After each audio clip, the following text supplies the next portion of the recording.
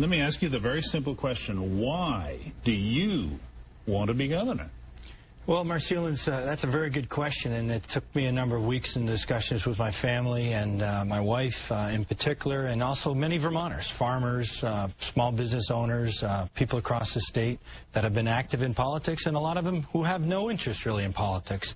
But when I look at my experience that I've gained as Vermont's Lieutenant Governor for the last 7 years, working collaboratively with members of the General Assembly, working with the governor's cabinet, secretaries, commissioners, working with small businesses and job creators and dairy farmers across the state. When I take that assessment and I look at the challenges that we face going forward, it's that experience and my love for this state that really compelled me to say the right thing to do is step up and run for the office of governor. Now, you've talked about how much you like being lieutenant governor, how you enjoy your job as an airline pilot. You enjoy your family life with your children. Why put all of that on hold right now and take this risk? I mean, you may not win. Well, first of all, when you put the word risk in, we got 1,600 soldiers deploying to Afghanistan shortly. I would call that risk. Running for political office is not risky. Running for political office in Vermont is a real privilege. I look forward to the campaign. We got a lot of great ideas. I'm looking for more ideas from anybody, any of your viewers. I'm also looking for financial support and passion, people that want to help me not just run for office, but to make our state a better state.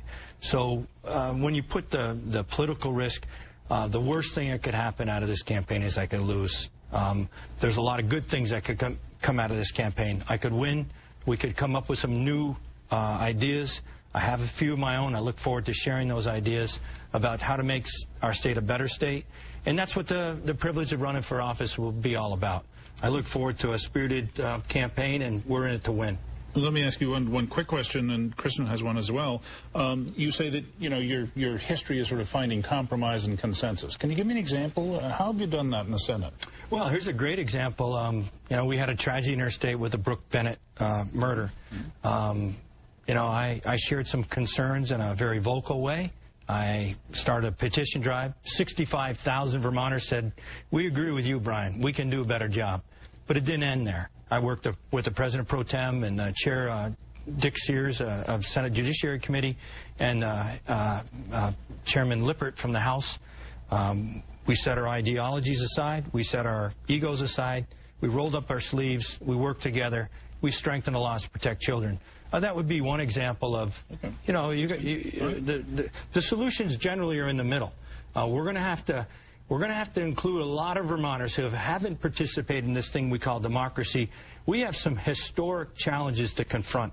So the old solutions and the old platitudes are not going to work as we confront the economic and the fiscal challenges that we face going forward. And who do you most want to run against? I'm sure you surveyed the Democratic field before jumping in.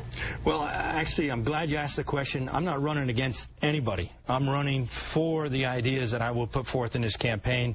All the people that are on the ticket are honorable people. I respect their public service and their desire to serve. I've been serving a long way, too, for a long time also. I've been serving in the Air Force Reserve. I've had the privilege to serve as Vermont's Lieutenant Governor, and this is a real privilege to step up and say I'm motivated, and my wife is supporting, and my family supported me to say we're motivated to seek this office to serve in a new way. Brian Dubie, thanks for joining us tonight. You're welcome.